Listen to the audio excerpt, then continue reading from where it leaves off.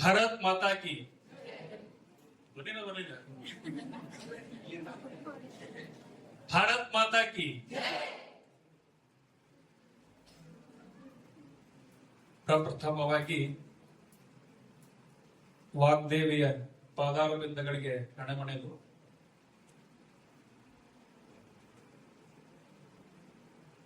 ಸುಕ್ಷೇತ್ರದ ಸುಂದರವಾದ ತಾಣದಲ್ಲಿ ಇರತಕ್ಕಂಥ ಕಾಲೇಜಿನ ಪ್ರಾಂಶುಪಾಲರಿಗೆ ಜೊತೆಗೆ ಈ ಒಂದು ವೇದಿಕೆಯನ್ನ ಹಂಚಿಕೊಂಡಿರ್ತಕ್ಕಂಥ ಎಲ್ಲ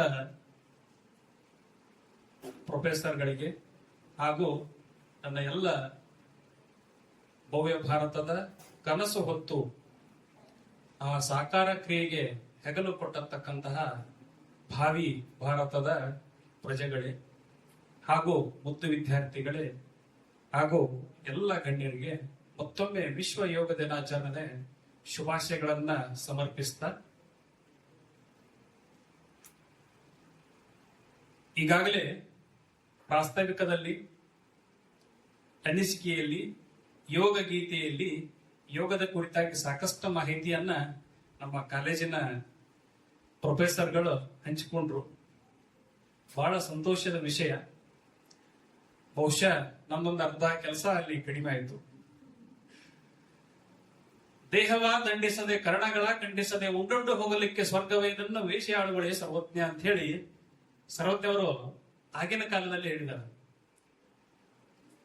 ದೇಹವನ್ನ ದಂಡಿಸದೆ, ನಿಮ್ಮ ಶರೀರಕ್ಕೆ ಶ್ರಮ ಇರದೆ, ಕರ್ಣಗಳನ್ನಂದ್ರೆ ನಿಮ್ಮ ಪಂಚೇಂದ್ರಿಯಗಳನ್ನ ನಿಗ್ರಹ ಮಾಡದೆ ಆರಾಮಾಗಿ ಉಂಡುಂಡು ಹೋಗಲಿಕ್ಕೆ ಸ್ವರ್ಗವೇನನ್ನು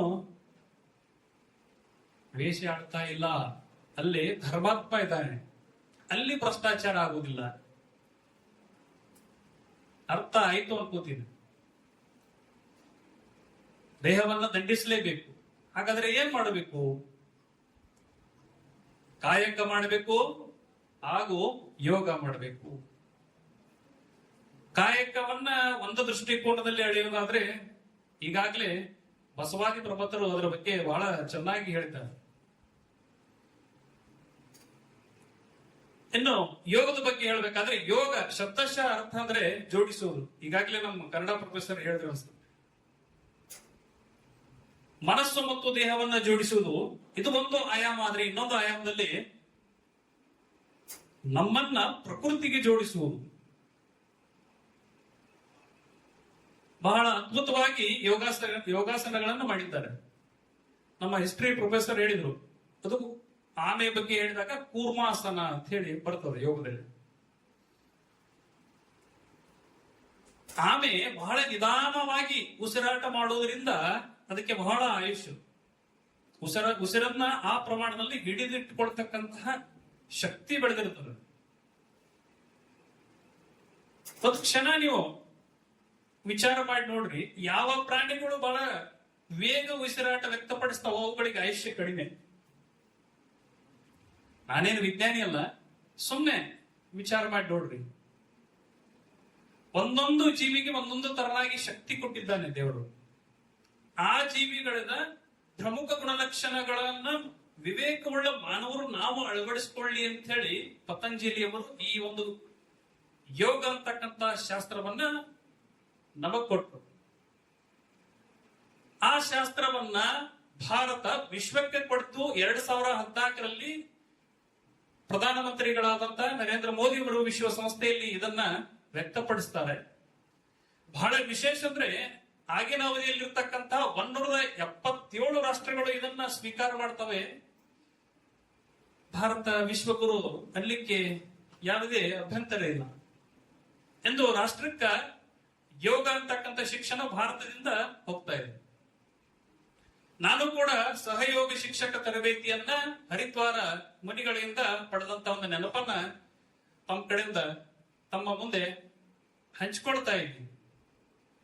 ಅಂದ್ರೆ ಸಹಯೋಗ ಶಿಕ್ಷಕ ತರಬೇತಿಯನ್ನ ಪಡೆದ ನಂತರ ನಾವು ಯೋಗ ಪಟುಗಳಾಗಿ ಮತ್ತೋರ್ವರಿಗೆ ಯೋಗವನ್ನ ಕಲಿಸಲಿಕ್ಕೆ ನಾವು ಅರ್ಹರು ಅಂತ ಹೇಳಬಹುದು. ಈಗಾಗಲೇ ಅಗ್ನಿಯಲ್ಲಿ ಸುಮಾರು 6 ಜಾಗಗಳಲ್ಲಿ ಉಚಿತ ಯೋಗವನ್ನ ಹೇಳಿಕೊಡ್ಲಾಗ್ತದೆ. ದೇಶ ವಿದೇಶಗಳಲ್ಲಿ ಯೋಗದ ಬಗ್ಗೆ ಸಂಪೂರ್ಣವಾಗಿ ಈ ಮಟ್ಟಕ್ಕೆ ಜಾಗೃತಿ ಆಗಿದೆ ಅಂದ್ರೆ ಯೋಗ ಶಿಕ್ಷಣ ಪಡೀಲಿಕ್ಕೆ ಸಾಕಷ್ಟು ಜನ ದಾರಿ ಕಾಯ್ತಾ ಇದ್ದಾರೆ ಮತ್ತು ಯೋಗವನ್ನ ಹೇಳಿಕೊಡ್ತಕ್ಕಂಥ ಶಿಕ್ಷಕರು ಕೂಡ ಬಹಳ ಬೇಡಿಕೆ ಇದೆ. ಈ ಯೋಗಶಾಸ್ತ್ರದ ಬಗ್ಗೆ ಇನ್ನೊಂಚೂರು ಮುಂದುವರಿದಾದ್ರೆ ಬಹುಶಃ 4-5 ಜನ ಮಕ್ಕಳಿಗೆ ಕಣ್ಣಿಗೆ ಬಟ್ಟೆ ಕಟ್ಟಿ ಆನೆ ಮುಂದ್ ಬಿಟ್ಟಾಗ ಅದರ ಸಂಪೂರ್ಣ ದೈಹಿಕ ಆಕೃತಿ ಹೆಂಗಂತ ಹೇಳಿ ಪ್ರಶ್ನೆ ಮಾಡಿದಂಗ ಆಗ್ತದೆ. ಬಹುಶಃ ಇದರಲ್ಲಿ ನಾನು ಆಯ್ಕೆ ಮಾಡ್ಕೊಂಡಿದ್ದಂದ್ರೆ ಒಂದೇ ಒಂದು ಹೇಳ್ತೀನಿ, ಬಹಳ ಅವಧಿ ಆಗ್ತದೆ ಎಲ್ಲ ಹೇಳ್ಬೇಕಾದ್ರೆ. ಸರ್ ಹೇಳಿದ್ರು ಸುಮಾರು ತಿಂಗಳ ಕಾಲ ಆಗಬಹುದು. ಒಂದು ಹೇಳ್ಬೇಕಾದ್ರೆ ಓಂಕಾರ ಬಗ್ಗೆ ಹೇಳ್ತೀನಿ. ಯೋಗ ಅನ್ನೋದು ಯಾವ ಸಂಪ್ರದಾಯಕ್ಕೆ ಮಾತ್ರ ಸೀಮಿತಪಟ್ಟಿದ್ದಲ್ಲ, ಯಾವುದೇ ಧರ್ಮಕ್ಕೆ ಮಾತ್ರ ಸೀಮಿತಪಟ್ಟದ್ದಲ್ಲ, ಎಲ್ಲರೂ ಮಾಡ್ತಕ್ಕಂಥದ್ದು. ಅದರೊಳಗೆ ಒಂದು ಓಂಕಾರ ಬಗ್ಗೆ ಹೇಳ್ಬಹುದು. ನೋಡ್ಬೋದು ನಾವು ಎಲ್ಲಾ ಧರ್ಮಗಳಲ್ಲಿ ಕೂಡ ಬ್ರಾಹ್ಮಿ ಮುಹೂರ್ತವನ್ನ ನಾವೆಲ್ಲ ಪಾಲಿಸ್ತೀವಿ.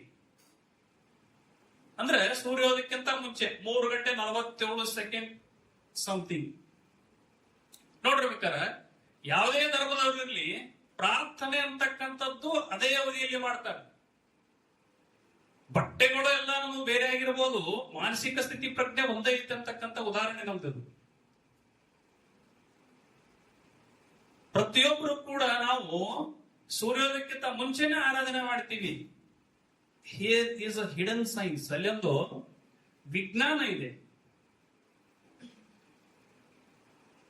ಒಂದು ಬೀಜ ಭೂಮಿಗೆ ತಾಗಿ ಮೊಳಕೆ ಹೊಡೆದು ವೃಕ್ಷವಾಗುವ ವೇಳೆ ಕೂಡ ಆ ಒಂದು ಬ್ರಾಹ್ಮಿ ಮುಹೂರ್ತ.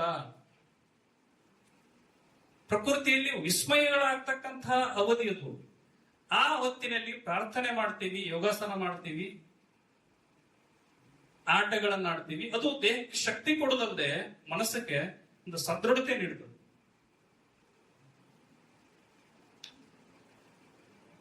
ಹೀಗಾಗಿ ಯೋಗ ಅಂತಕ್ಕಂಥದ್ದು ಎಲ್ಲರಿಗೂ ಅಂತಕ್ಕಂಥ ಈ ಮಾತನ್ನ ಇದು ಹೇಳ್ತೀನಿ. ಓಂಕಾರ ಬಗ್ಗೆ ಹೇಳ್ಬೇಕಾದ್ರೆ ಅ ಉ ಮ, ಈಗಾಗಲೇ ಫಿಸಿಕಲ್ ಇನ್ಸ್ಟ್ರಕ್ಟರ್ ಹೇಳಿರ್ಬೋದು ನಿಮ್ಗೆ, 3 ಅಕ್ಷರಗಳಿಂದ ಕೂಡಿರ್ತದೆ.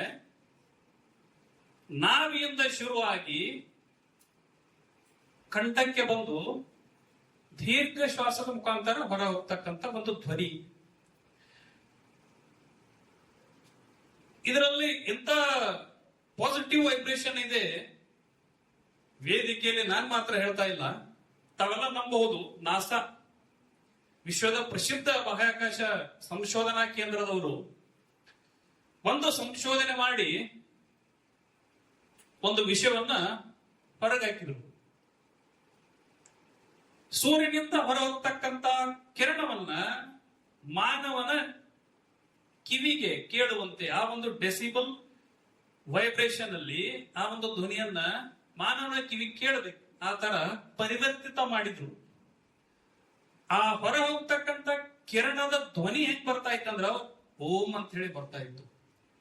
ಬಹುಶಃ ನಾವು ತಾವೆಲ್ಲ ನೋಡಿರ್ಬೋದು, ಒಂದು ಯಾವುದೇ ಲೋಕನ ಹೊಡೆದಾಗ ಕೊನೆಗೆ ಬರ್ತಕ್ಕಂಥ ಧ್ವನಿ ಆ ತರನಾಗಿರ್ತದ.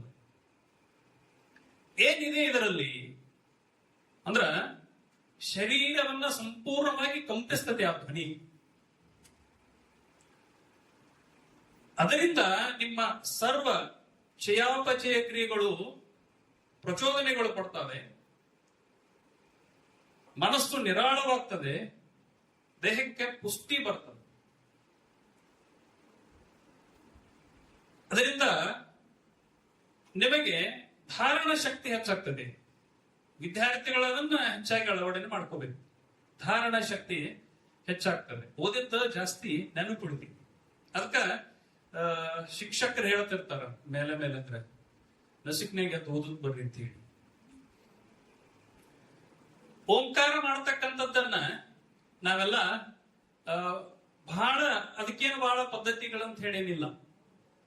ಮುಂಜಾನೆ ಬೇಗೆದ್ದು ಪ್ರಶಾಂತ ವಾತಾವರಣದಲ್ಲಿ ಅದಿಂದ ಪ್ರಾರಂಭವಾಗಿ ಮವರೆಗೆ ದೀರ್ಘವಾಗಿ ಒಂದು 5 ಬಾರಿ ಹೇಳಿದ್ರ ಸಾಕು. ಅದರ ಎಫೆಕ್ಟ್ ಕಾಲಕ್ರಮೇಣ ನಿಮಗೆ ಸಿಗ್ತದೆ. ಇದರೊಟ್ಟಿಗೆ ಇನ್ನೂ ಹಲವಾರು ವಿಷಯಗಳನ್ನು ಹೇಳಬಹುದು. ತಾಡಾಸನ ಅಂತ ಹೇಳಿ ಬರ್ತತಿ. ಮರಕ್ಕಿರತಕ್ಕಂಥ ಸ್ಟೆಬಿಲಿಟಿ ನಮಗೂ ಬರ್ಲಿ ಅಂತ ಹೇಳಿ ತಾಡಾಸನ, ವೃಕ್ಷಾಸನ ಅಂತ ಹೇಳಿ ಕರಿತೀವಿ. ಮಕರಾಸನ ಅಂತ ಹೇಳಿ ಕರಿತೀವಿ. ಮಕರ ಅಂದ್ರ ಮೊಸಳೆಗಿರತಕ್ಕಂಥ ಸ್ಥಾನಬಲದ ಶಕ್ತಿ ಕೂಡ ನಮಗೆ ಬರ್ಲಿ ಅಂತ ಹೇಳಿ ಯೋಗಾಸನ ಅಂತ ಮಾಡಿದ್ದಾರೆ. ಎಲ್ಲವೂ ವಿಜ್ಞಾನದ ಒಂದು ಪೂರಕವೇ ಅಂತ ಹೇಳಿ ನಾವಿಲ್ಲಿ ಅರ್ಥ ಮಾಡ್ಕೋಬಹುದು. ಇವತ್ತು ಪ್ರಾರಂಭ ಆಯಿತು. ಇದು ಎಲ್ಲಿವರೆಗೆ ಇರ್ಬೇಕಂದ್ರ ಇದು ನಮ್ಮ ಜೀವನದ ಒಂದು ಭಾಗ ಆಗ್ಬೇಕು. ಇವತ್ತೊಂದು ದಿವಸ ಮಾಡುವುದಲ್ಲ. ನಮ್ಮಲ್ಲಿ ಇದು ಬಹಳ ತಪ್ಪಾಗ್ತಾ ಇದೆ. ಬರು ಶಟಗನ ಭಕ್ತಿ ದಿಟವೆಂದ ನಂಬದಿರು ಮಠದೊಳಗಿನ ಬೆಕ್ಕು ಇಲಿಯ ಕಂಡು ಪುಟನೆಗೆದಂತಾಯಿತು ಕಾಣ ರಾಮನಾಥ. ಜೇಡರದಾಸನ್ ಇವರು ಹೇಳ್ತಾರ. ಅಂದ್ರೆ ವೇಷ ಹಾಕೊಂಡ್ಬಿಡ್ತೀವಿ ನಾವು. ಇವತ್ತೊಂದ್ ದಿವ್ಸ ನೋಡಿರ್ಬೇಕಾರೆ ಎಲ್ಲಾ ಕಡೆ, ನಮ್ಮ ಅತಿನಿಯಲ್ಲಿ ಹೇಳ್ತಾನೆ, ನಿಮ್ಮಲ್ಲಿ ಹೇಳ್ತಾ ಇಲ್ಲ, ನಗರಗಳಲ್ಲಿ ಇವತ್ತೊಂದ್ ದಿವ್ಸ T shirt, night pant, shoes ಹಾಕೊಂಡು ಹೋಗೋದು. ನಿನ್ನೆ ದಿನ ಯೋಗ ಮ್ಯಾಟ್ ಹುಡ್ಕಾಡ್ಕೊಂಡ್ ಬರುದು. ನಮ್ದು ಫೋಟೋ ಹೊಡೆಯಕ್ಕೆ 4 ಮಂದಿಗೆ ಮೊಬೈಲ್ ಕೊಡುದು. ನಮ್ ಸೇರಿ ಹೇಳ್ತದ. ಇವತ್ತು ಫೋಟೋಗ್ರಾಫಿ ಅಂತಂದ ಅದನ್ನ ಅಪ್ಲೋಡ್ ಮಾಡುದು. ದಟ್ಸ್ ಆಲ್, ಮುಗಿತು. ಮುಂದ ಆ ಮ್ಯಾಟಕ ಜೇಡ ಹಾಕಿರ್ತತಿ. ಯೋಗ ನಾವು ಮರ್ತಿರ್ತೀವಿ. ಮತ್ತದೇ ಸೂರ್ಯನ ನಮ್ಗೆ ಒದ್ದೆಬ್ಬಿಸ್ಬೇಕು ಹಾಸಿಗೆ ಅಂತ ನಾವ್ ಹೇಳೋದಿಲ್ಲ. ಈ ತರ ಆಗ್ಬಾರ್ದು. ಅದಕ್ಕೆ ಜೇಡರದಾಶ್ರಮಿಯವರು ಬಹಳ ಅದ್ಭುತವಾಗಿ ಹೇಳ್ತಾರೆ. ಇದಕ್ಕೆ ಯಾಕೆ ನಾನು ಕಂಪ್ಯಾರಿಸನ್ ಮಾಡ್ತಾ ಇದ್ದೇನೆಂದ್ರೆ, ಬರು ಶಟಕನ ಭಕ್ತಿ ನಾಟಕದಿಂದ ಮಾಡತಕ್ಕಂತ ಭಕ್ತಿ ಎಂದೂ ದಿಟ ಅಂತ ಹೇಳಿ ನಂಬೇಡ.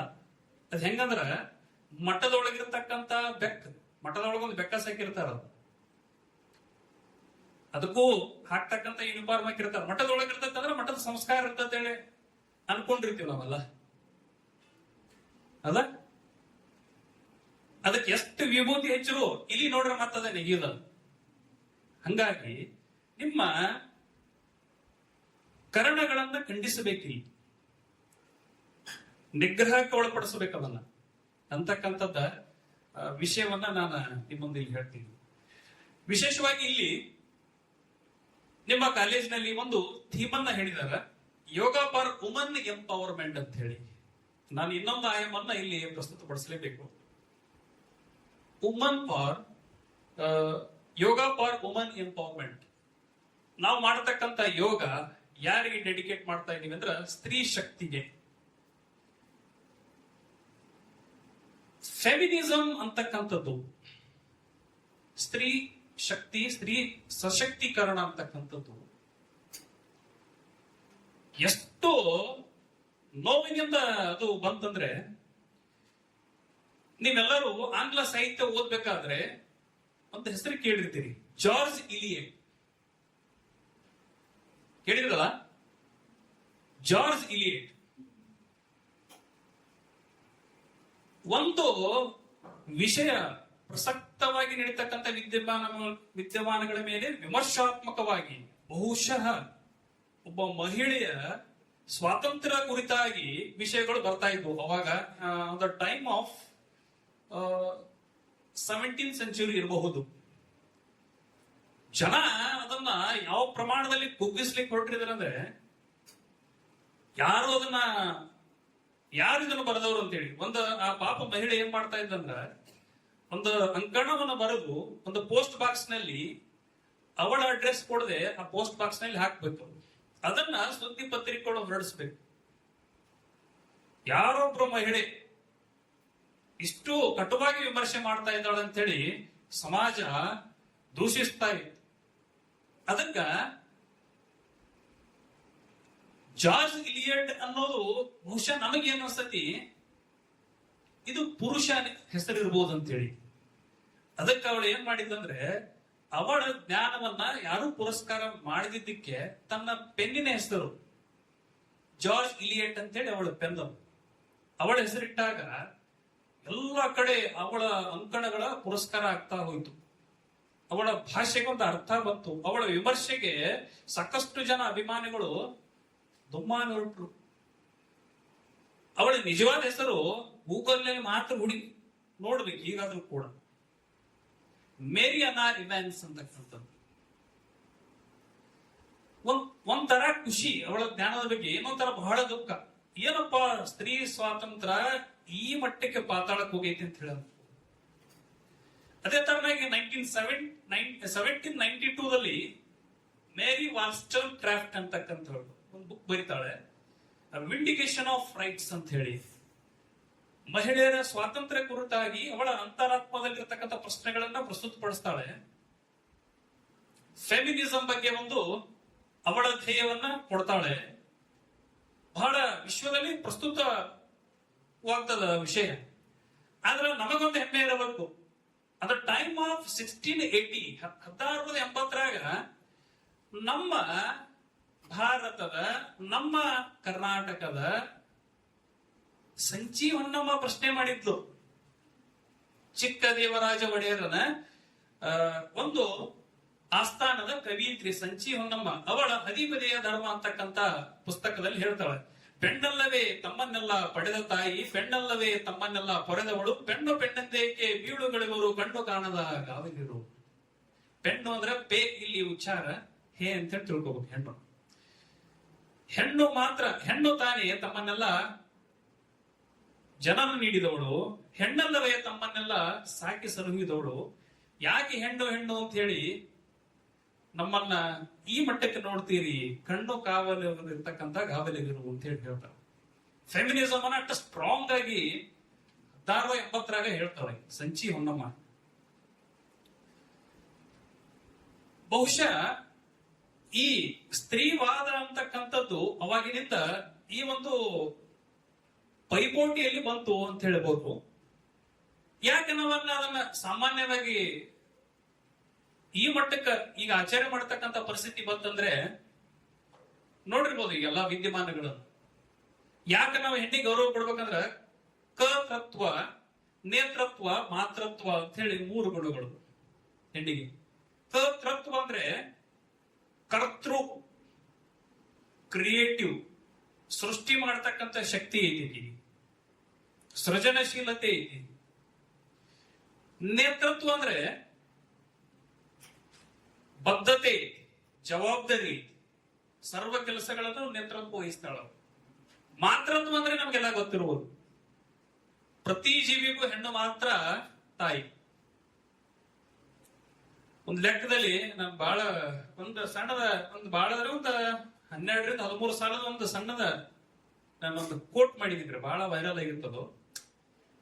ಬ್ರಹ್ಮನನ್ನು ಒಂದು ಕಡೆ ನಿಲ್ಲಿಸಿ ಹೆಣ್ಣನ್ನು ಒಂದು ಕಡೆ ನಿಲ್ಲಿಸಿದ್ರೆ ಹೆಣ್ಣು ಬ್ರಹ್ಮನಕ್ಕಿಂತ ಒಂದು ಕೈ ಮೇಲು ಅಂತ ಹೇಳ್ತಕ್ಕಂಥದ್ದು.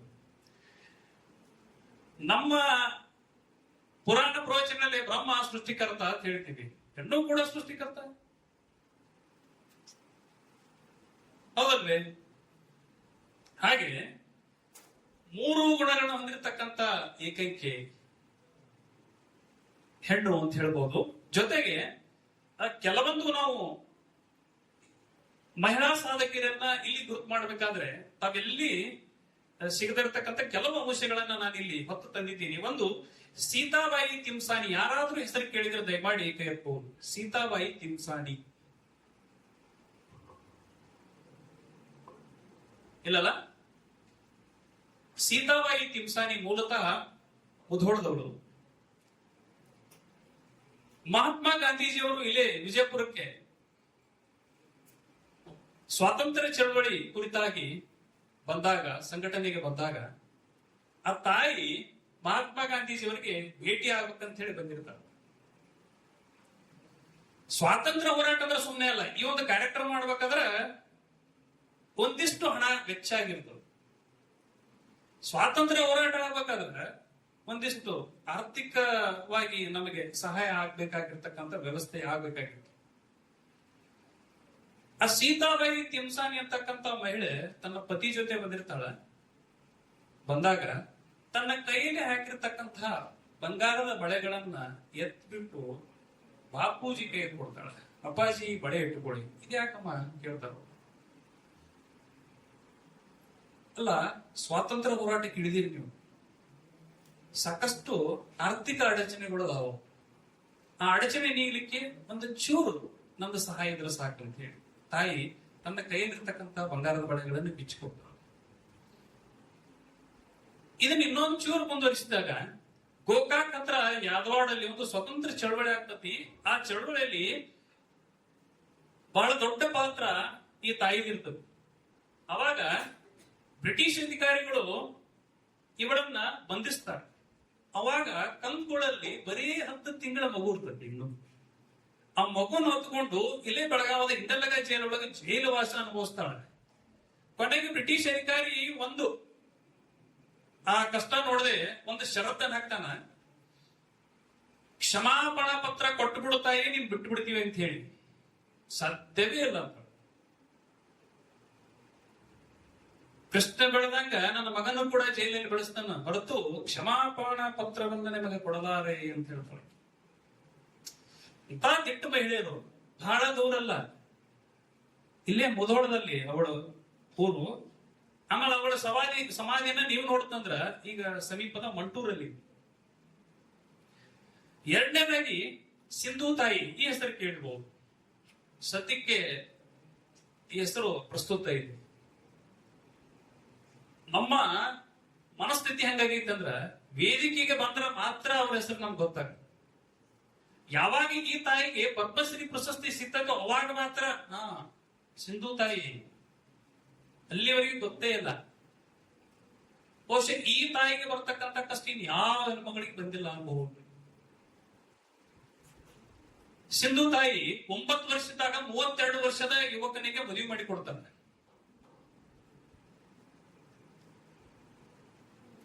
ಮದುವೆ ಮಾಡಿಕೊಟ್ಟಾಗ ಆ ಗ್ರಾಮದಲ್ಲಿ ಒಂದು ಕೆಲಸ ಏನಪ್ಪಾ ಅಂದ್ರ, ಗ್ರಾಮದಲ್ಲಿರ್ತಕ್ಕಂಥ ಎಲ್ಲಾ ಸಗಣಿಯನ್ನ ಒಣಗಿಸಿ ಪುಡಿ ಮಾಡಿ ಸಮೀಪದ ಅರಣ್ಯ ಇಲಾಖೆ ಕೊಟ್ರ ಅವ್ರು ಒಂದಿಷ್ಟು ಹಣ ಕೊಡ್ತಿರ್ತಾರ. ಅದರ ಸಂಪೂರ್ಣ ನೇತೃತ್ವ ಗ್ರಾಮದ ಮುಖಂಡ ವಹಿಸ್ಕೊಂಡಿರ್ತಾನ, ಎಲ್ಲಾ ಹಣವನ್ನ ಅವನ ಪಡೆದಿರ್ತಾನ. ಅದನ್ನ ನೇರವಾಗಿ ವಿರೋಧ ವ್ಯಕ್ತಪಡಿಸ್ತಾಳ. ಅದಕ್ಕಾಗಿ ಅವ ಮಾಡಿದ್ದ ಒಂದು ಕುತಂತ್ರ ಏನಪ್ಪಾ ಅಂದ್ರ, ಅದೇ ಗ್ರಾಮದ ಇನ್ನೋರ್ವ ಗಣ್ಯ ವ್ಯಕ್ತಿ ಜೊತೆ ಅವಳ ಸಂಬಂಧ ಐತಿ ಅಂತ ಹೇಳಿ ಹೇಳ್ತಾನ. ಅವಳ ಪ್ರತಿಭಟನೆಗೆ ಅಡ್ಡಿ ಆಗ್ತಾರೆ. ಈ ಕೆಟ್ಟ ಅಪವಾದನ್ನು ಹೊರಿಸಿದಾಗ ಆ ಮದುವೆ ಆದಂತ ಗಂಡ ಹೊಡೆದು ಬಡದು ಅವಳು ತುಂಬಾ ಗರ್ಭಿಣಿ ಇರ್ತಾಳ. ಅವಾಗ ಅಂತ ಅವಧಿಯಲ್ಲಿ ಹೊಡೆದು ಬಡದು ಮನೆಯಿಂದ ಹೊರಗೆ ಹಾಕ್ತಾನ. ಹೊರಗೆ ಎಲ್ಲಿ ಹಾಕ್ತಾನಪ್ಪ ಅಂದ್ರ, ಈ ಓಪನ್ ಆಗಿ ಒಂದು ಗ್ರೌಂಡ್ ಅಲ್ಲಿ ದನಗಳು ಬಿಟ್ಟಿರ್ತಾರ. ಅವಾಗೆಲ್ಲ ಕೊಳ್ಳಲ್ಲಿ ಏನ್ ಬಿಟ್ಟಿರಲಿಲ್ಲ, ಸಿಕ್ಕಾಪಟ್ಟೆ ಪ್ರಾಣಿಗಳು ದನಕರುಗಳು ಇರ್ತಾವ. ಅಂತಲ್ಲಿ ಅವಳನ್ನ ನೂಕಿ ಬಿಡ್ತಾರ. ಅಂದ್ರ ದನಗಳ ಕಾಲ್ ತುಳಿತಕ್ಕ ಸಿಕ್ಕ ಸಾಯ್ಬೇಕು. ಆವಾಗ ಏನಾಗ್ತದಂದ್ರ, ಒಂದು ಗೋವು ಏನಾಗ್ತದಂದ್ರ, ಆ 4 ಕಾಲ ನಡಬರಕಾಗಿ ಉಳಿತಾಳ. ಎಲ್ಲಾ ದನಗಳು ಒಂದಕ್ಕೊಂದ ನೂಕಾಡಿ ಹೋಗ್ತಾವ. ಆ 4 ಕಾಲ ನಡಬರಕ ಅಕ್ಕಿದ ಪ್ರಸವ ಆಗ್ತದ. ಒಂದು ಹೆಣ್ಣು ಮಗು ಹುಡ್ತಾವ. ಆ ಮಗುನ್ ತಗೊಂಡು ಅದೇ ಊರು ಕೆರೆ ಪಕ್ಕ ತೊಳೆದು ಅಲ್ಲೇ ಮುಂದ್ಗಡೆ ರೈಲ್ವೆ ನಿಲ್ದಾಣ ಮುಂದ ರೈಲ್ವೆ ಟ್ರ್ಯಾಕ್ ಹೋಗಿ, ಇನ್ನ ನನ್ನ ಪರಿಸ್ಥಿತಿ ಹಿಂಗೈತಿ, ಮಗು ಇನ್ನೂ ಕಷ್ಟ ಅನುಭವಿಸಬಾರ್ದು ಅನ್ಕೊಂಡು ಆ ತಾಯಿ ಆ ಮಗುವನ್ನು ತಗೊಂಡು ರೈಲ್ವೆ ಟ್ರ್ಯಾಕ್ ಮೇಲೆ ಮಲಗಿ ಸಾಯ್ಬೇಕಂತ ಹೇಳಿ ಹೋಗ್ತಾಳ. ಇನ್ನು ಕೆಲವೇ ಸೆಕೆಂಡ್ಗಳಲ್ಲಿ ಆ ಟ್ರೈನ್ ಬರ್ತಾ ಇರ್ತದ.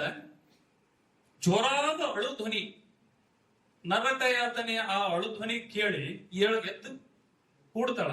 ವಯಸ್ಸಾದ ಅಜ್ಜ ಹಸಿವಿನಿಂದ ತಾಳಲಾರದೆ ಒದ್ದಾಡ್ತಿರ್ತಾನ. ಜೀವ ಹೋಗುವಂತ ಹಸಿವು ಇಲ್ಲಿ ಯಾರು ನೋಡ್ಲಿಕ್ಕಿಲ್ಲ, ನಮ್ಮಲ್ಲಿ ಆ ಬಡತನ ಯಾರಿಗಿಲ್ಲ.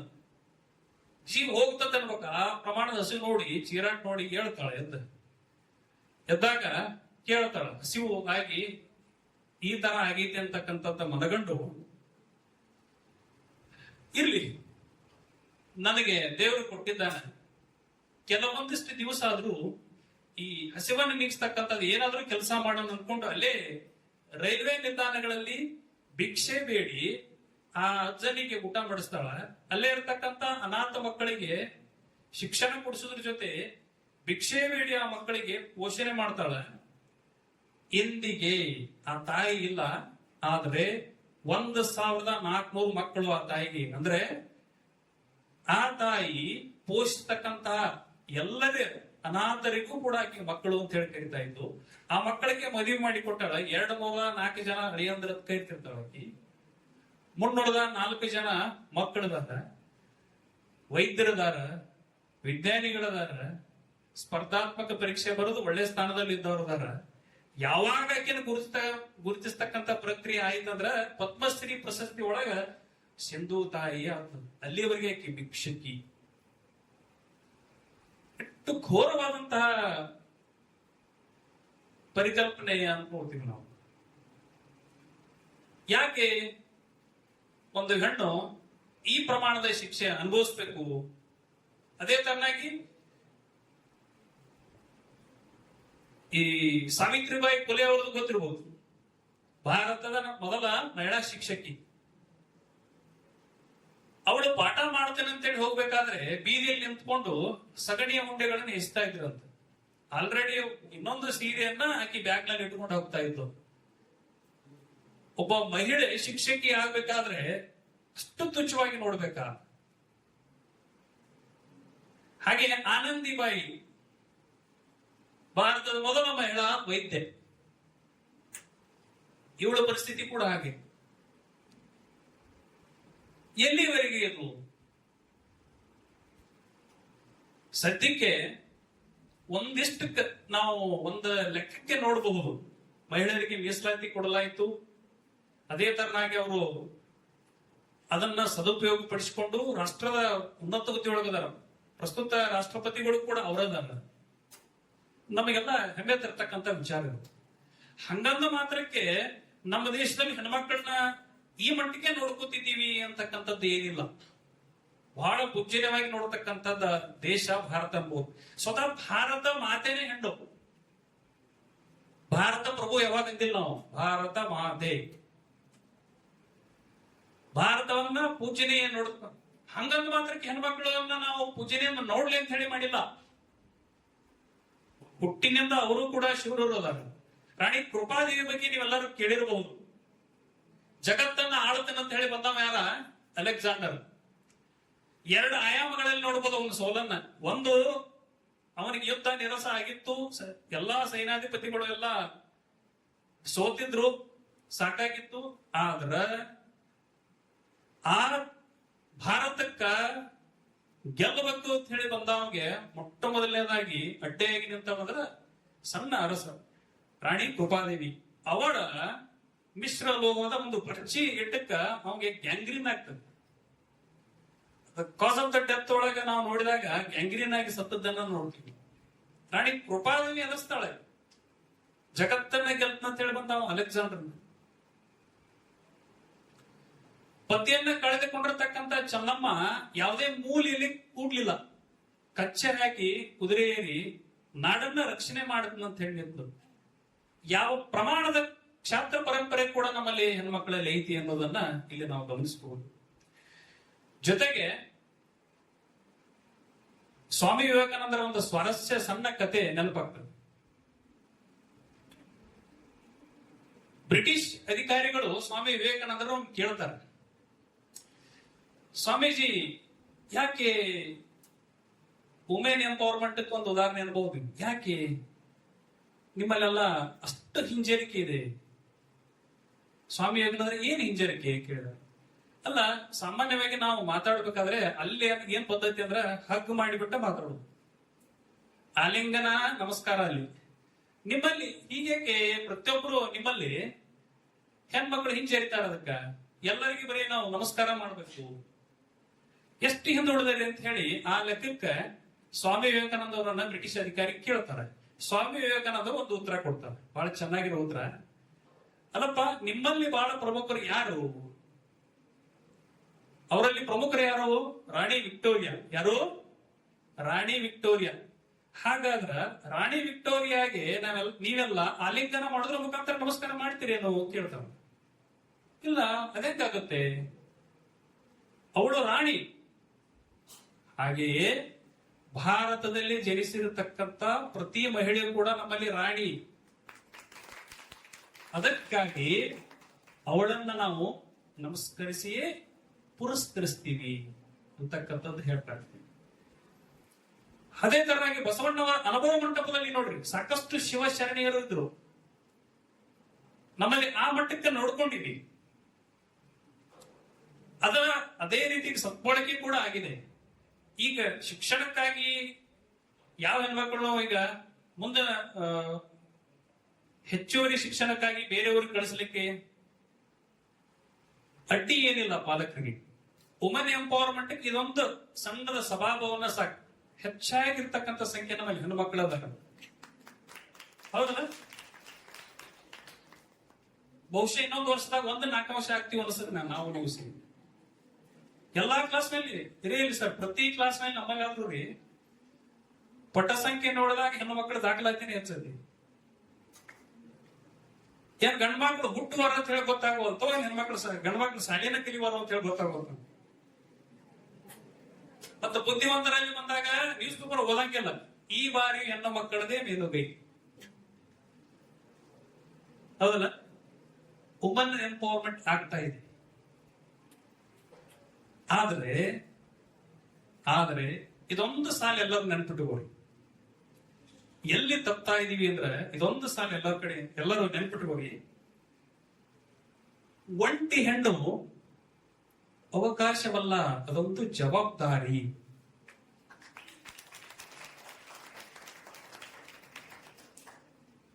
ಈ ಸಾಲ ಶಾಶ್ವತವಾಗಿ ಮನಸ್ಸಿನಲ್ಲಿ ಇಟ್ಕೊಳ್ಳಿ. ಒಂಟಿ ಹೆಣ್ಣು ಸಿಕ್ಕಾಗ ಅವಕಾಶವಲ್ಲ, ಅದೊಂದು ಜವಾಬ್ದಾರಿ. ತಾಯಿಯಾಗಿರಬಹುದು, ಅವಳು ತಂಗಿಯಾಗಿರಬಹುದು, ಯಾವುದೇ ಸ್ಥಾನವನ್ನು ಕೊಡೋದಾದ್ರು ಪೂಜ್ಯನೀಯ ಸ್ಥಾನವನ್ನು ಕೊಡಬೇಕು.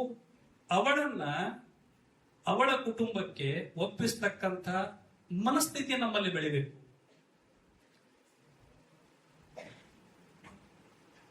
ಜ್ಞಾನ ಚಾಣಕ್ಯ ಅವಾಗ ಹೇಳನು, ಜ್ಞಾನದಲ್ಲಿ ಹೆಣ್ಣು ನಮಗಿಂತ 4 ಪಟ್ಟು ಹೆಚ್ಚೋದು. ಆದ್ರೆ ದೈಹಿಕ ರಚನೆ ಕೋಮಲ ಇದೆ. ಆ ಕಾರಣಕ್ಕಾಗ ರಕ್ಷಣೆಗೆ ಅಂತ ಹೇಳಿ ಪುರುಷ ಬೇಕು. ಅದು ನಮ್ಮ ಜವಾಬ್ದಾರಿ ಅನ್ಕೋಬೇಕು, ಅವಕಾಶ ಅನ್ಕೋಬಾರ್ದು. ಯಾವಾಗ ನಾವು ಅದನ್ನ ಜವಾಬ್ದಾರಿ ಅನ್ಕೋತೀವೋ ಈಗ ನಡೀತಕ್ಕಂತ ಎಲ್ಲಾ ದುಷ್ಕೃತ್ಯಗಳು ಸೊನ್ನೆಗೆ ಬರ್ತವೆ.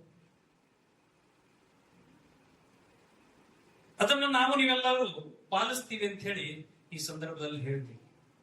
GS ಶಿವರುದ್ರಪ್ಪನವರ ಒಂದು ಸಣ್ಣ 4 ಸಾಲದ ಹೇಳಿ ನಾನು ಮುಗಿಸ್ಕೊಡ್ತೀನಿ.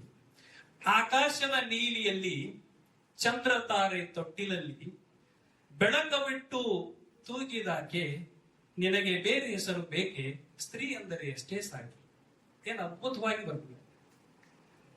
ಆಕಾಶದಲ್ಲಿರ್ತಕ್ಕಂಥ ಚಂದ್ರ ತಾರೆಯರನ್ನ ತೊಟ್ಟಿಲಲ್ಲಿ ಹಾಕಿ ಬೆಳಕನ್ನ ತುಂಬಿ ತೂಗುತ್ತಾಳಂತ. ಸ್ತ್ರೀ ಅನ್ಲಾಡದೆ ಇನ್ನೆಂತಾದ ನಿನಗೆ ಹೆಸರು ಇಡಬೇಕು. GS ಶಿವರುದ್ರಪ್ಪರು ಬರೀತಾರೆ.